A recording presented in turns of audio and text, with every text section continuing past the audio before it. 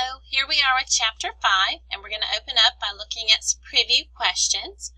I want you to think about what children gain when their teachers create partnerships with their parents.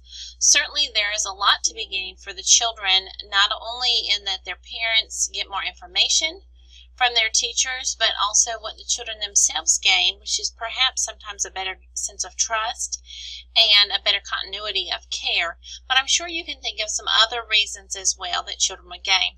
I also want you to think, what do parents gain when they work closely with their children's teachers? As a parent myself, when I interact and when I work with my child's teachers, I know there are many benefits to me. Some of those would include better continuity of care, what they're doing at school I can mirror at home. Also, just better understanding of what's happening when they're in the care of someone else. But I'm sure that you can come up with other examples as well. Now, think about what do teachers benefit when they create partnerships with families. On the teaching side of it, which is obviously where I've had my most experience, I want you to think about the many benefits that come to you as a teacher. When you know the children's families, when you interact with them regularly, and when you spend time talking with them and working with them, what are the benefits to you? Lastly, I want you to think, what are some of the reasons that forming effective partnerships can be difficult? And be honest. Think about for the teachers and also for the parents. This is something we'll look at in this chapter a little more closely. Now, the benefits to children include several things. The first being security and feeling like there is less anxiety in the school environment. We also know there's improved academic performance. That sense of self-worth, that others respect and value their parents, is also a benefit for children. Certainly knowledgeable and consistent responses from all the adults in their lives. If this is the way we do things at school and we do the exact same thing at home, children can see that continuity and they begin to understand and see the benefit for themselves. As a parent, we have a feeling of support for our parenting. Certainly many parents come without knowledge and skills. Many of us showed up and had our baby in the hospital, let us take that baby home. And certainly as a parent, a teacher can be a good resource of knowledge and skills and information to support our parenting, to support our endeavors in helping our children learn and to grow as little people. Certainly it can also enhance our parental self-esteem because we can be invited to participate and contribute in a child's school life. Certainly a lot of this happens differently for some parents, and there are a lot of reasons why parents may or may not be able to be as involved, and we'll look at some of those as well. What about you as the teacher?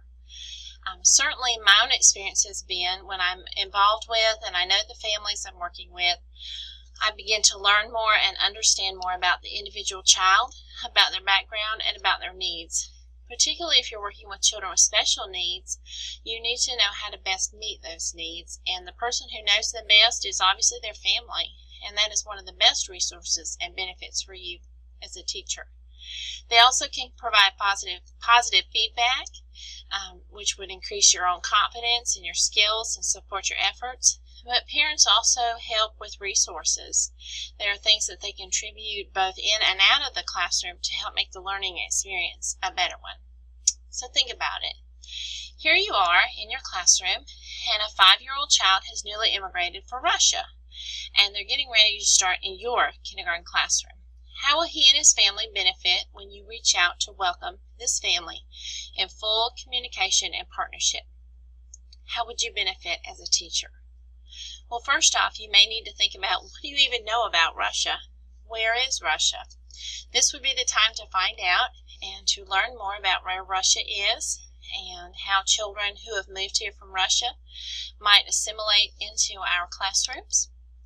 It's also a good time for you as a teacher to think about how can you reach out and welcome this family. I'm certain that beyond any language barriers, there are probably also some fears. Fears about trying something new, going to a new school, differences in thinking about how children learn or how schools should work. Certainly you would benefit as a teacher in preparing ahead of time and thinking about how you'll be in full communication and partnership. Now, if you live in Sampson County, you may or may not know anyone from Russia, and so you may have to really dive deeply into your resource network and to find some parent support for this family. What about barriers? Do you think that all families have some barriers? Well, of course they do. Some are just human reactions. A parent is asked to help at school and a parent says, no, I don't want to. I didn't like school too much when I was there the first time, so certainly I don't want to help as an adult. Another might be communication or lack of communication. We know that sometimes teachers fail to ask, fail to invite, or fail to extend that friendly welcome that we want you here. There would be external factors as well. We'll look at some of those. You'll notice in your textbook the 7 role dimensions and distinctions between mothering and teaching by Katz, and I'm going to encourage you to pay some close attention to that. Here, look at this. Did Mama's little angel stretch his potential today? Remember, teachers and parents often have very different perspectives on children, and some of your most interesting experiences with parents will come when these differences in perspectives are most apparent. Some of the other barriers that could be caused in your relationship would be maneuvering over turf. I have had the experience in working with teachers who really just don't want parents on their turf. They view their job as the teacher. I've got it all covered. I don't need anybody else here to help me out. Perhaps an issue of trust.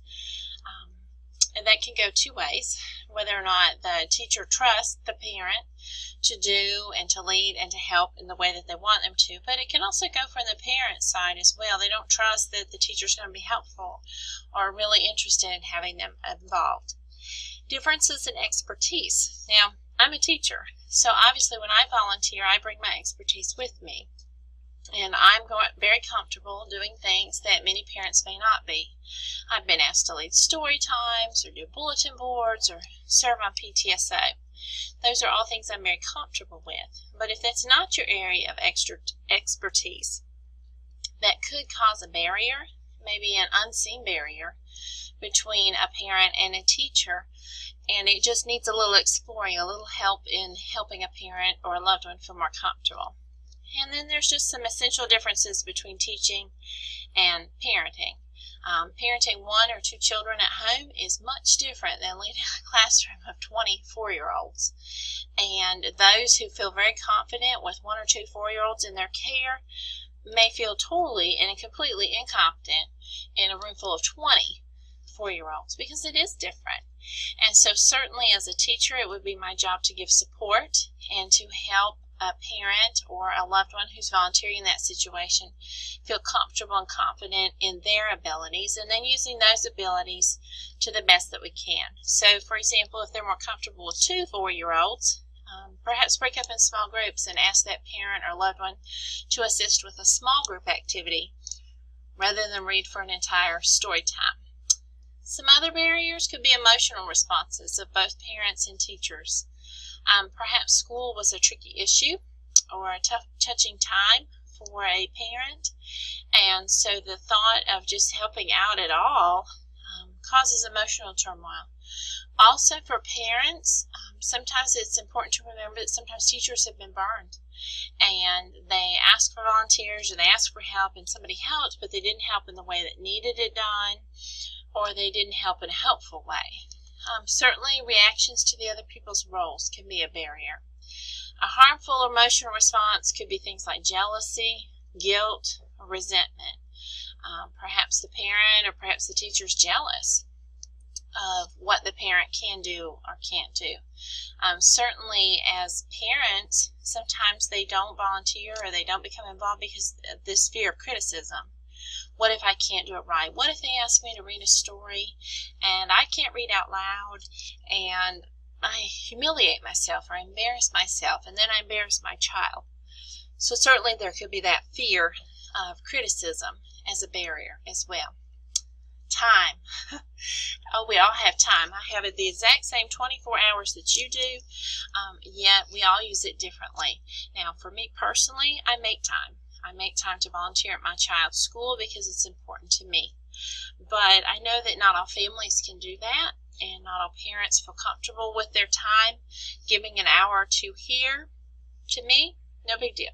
But to another family, that could be a very big deal, and it could be very hard decision, just the general busyness of our lives. Now, the old ideas of parent involvement in families are completely different. I can remember as a child we had a once-a-month PTA night at our school. Both your parents went. All the kids went. There were activities for kids. There were meetings and workshops for parents. And it was expected that everyone would attend. I have to admit that by new standards, this is not at all what we would find. Typically, especially in your school-age classroom, you may find 1 or 2 parents per classroom who are willing to volunteer on a regular basis, and certainly maybe less than 10 who volunteer school-wide. Now, you may find that's very different for younger children in a child care setting, and some of that does have to do with administrative policies and whether or not that's a requirement that you're involved. Certainly personal problems or style problems could also be a barrier.